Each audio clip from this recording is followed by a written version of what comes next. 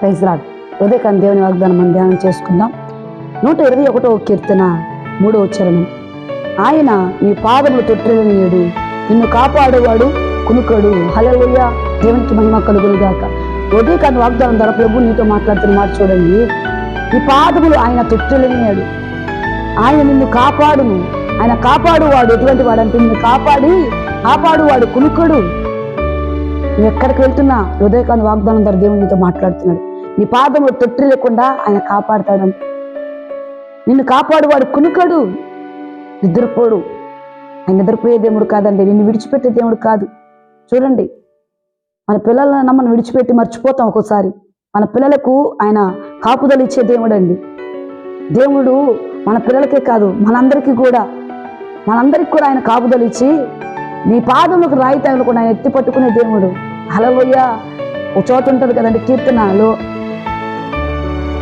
నీ పాదములు తొట్టిల్లకుండా ఆయన దేవదూతలకు ఆజ్ఞాపించును, వారు నిన్ను ఎత్తి పట్టుకుందురు అంటాడు. నువ్వు ఎక్కడికి వెళ్ళినా దేవుని ఈ వాగ్దానం విశ్వసించు. నీ ప్రయాణంలో దేవుడు తోడుగా ఉండి నీ పాదము తొట్టిల్లక నీ పాదము తొట్టిల్లనీయకుండా ఆయన నిన్ను కాపాడుతాడు. కాబట్టి ఈ వాగ్దానం విశ్వసించు. దేవుడు అంతే మాట్లాడుతాడు వాగ్దానం ద్వారా. ఏమనంటే నిన్ను కాపాడువాడు కునుకడు, నిద్రపోడు. నీ పాదములకు రాయా ఆయన తగలనీయడు. క్షేమదాయకమైన ప్రయాణం నా ప్రభు నీకు కలుగు చేయను గాక.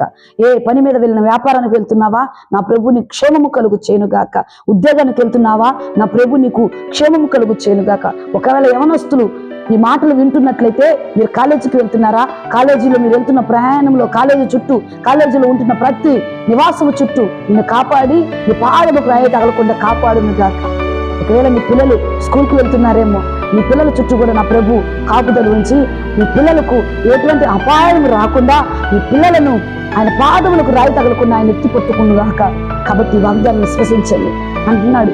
ఏ పని చేసినా ఆయన నిన్ను కాపాడే దేవుడు. ఆయన నీ పాదములకు రాయి తగలనేయడండి. చూడండి, ఈ రోజుల్లో మనం బయటికి వెళ్తే లోపలికి వచ్చిన దాకా చూడండి, మన భర్తలకి, ఒకవేళ మీ భర్తలు కానీ మీరు చూస్తున్న వారు, మీ భర్తలైనా లేక మీ ఆడవారు ఎవరైనా సరే, మీ భార్యలైనా ఎవరు, సమస్తం ఎవరైనా సరేనండి, బయట పని మీద బయటకు వెళ్తే క్షేమముగా వస్తారని గ్యారెంటీ లేదండి. అయితే నా ప్రభు వాగ్దానం నువ్వు నమ్మితే, నా ప్రభు అదే అంటున్నాడండి, ఆయన నిన్ను కాపాడి నీ పాదములకు రాయి తగలకుండా చేస్తాడు. వాహనాలు వెళ్తున్నప్పుడు అనేకమైన భయంకరమైన యాక్సిడెంట్లు జరుగుతున్నాయి. కాలి నడక ద్వారా వెళ్తున్నప్పుడు యాక్సిడెంట్లు జరుగుతున్నాయి. సైకిల్ మీద, ఏ వాహనాల మీద వెళ్తున్నా ఈ యాక్సిడెంట్లు జరుగుతున్నాయి. మరి తిరిగి వచ్చే స్థితి లేదు. కానీ నా ప్రభు వాగ్దానం ద్వారా నీతో మాట్లాడుతున్నాడు. ఆయన నీ పాదములకు రాయి తగలనీయడు, నిన్ను కాపాడువాడు కునుకడు, నిద్రపోడు. హల్లెలూయా. ఏ పని చేసినా నా ప్రభు మీద ఆధారపడండి, నా దేవుని మీద ఆధారపడండి. ఆయన సమస్తము చేయగలిగిన దేవుడు. నీ రాకపోకల విషయంలో, నువ్వు ఎక్కడికి వెళ్తున్న విషయంలో, ఏ పని మీద నువ్వు వెళ్తున్నా ఆ విషయాలన్నింటిలో కూడా నా ప్రభు మెట్టగా ఉన్న మార్గములు సారాళము చేసి నిన్ను కాపాడి దీవించి సమృద్ధి కృపతో నా ప్రభు నింపును గాక. కాబట్టి ఈ వాగ్దానాన్ని విశ్వసించండి. మీ కుటుంబాలలో ఈ వాగ్దానం నెరవేర్చాలంటే విశ్వసించాలి. ఆ వాగ్దానం నువ్వు నమ్మాలి. నువ్వు నమ్మితే దేవుని మహిమను చూస్తావు. హల్లెలూయా. ఈ మాట యందు నువ్వు నమ్మకం ఉంచండి. ఈ కుడి ప్రక్కన 1000 మంది పడిన, ఎడం పక్కన 10,000 మంది కూలిన ఏ అపాయం నీ దగ్గరికి రాదు. ఎందుకంటే నువ్వు దేవుని పిల్లగా ఉన్నావు గనుక, దేవుని బిడ్డగా మార్చబడ్డావు గనుక, ఆయన రక్తంలో కడగబడ్డావు గనుక నా ప్రభు అదే వాగ్దానం ద్వారా నీతో మాట్లాడుతున్నాడు. నీకు ఏ అపాయం రాకుండా, నీ పాదములు తొట్టిల్లకుండా నిన్ను కాపాడుతాను. హల్లెలూయా. దేవుడు ఎంతో గొప్ప మాటలు ప్రభు ఉదయకాన్ని మాట్లాడుతున్నాడు. నిన్ను కాపాడే దేవుడు అండి ఆయన. నిన్ను కాపాడే దేవుడు ఎటువంటి వాడంటే కునుకడు, నిద్రపోడు. హల్లెలూయా.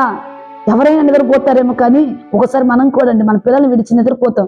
కానీ మన పిల్లల చుట్టూ, మనందరి చుట్టూ కూడా కాపుదలు ఉంచేది, ఆయన కునుకుగా కాపాడే దేవుడు ఎవరంటే యెహోవా దేవుడు. ఆ యేసయ్య నిన్ను కాపాడుతాడు. ఆయన కాపాడే దేవుడు కనుక ఇటు వాగ్దానం మీ పట్ల, మీ కుటుంబం పట్ల దేవుడు నెరవేర్చి దీవించును గాక. ఆమేన్. Praise lord.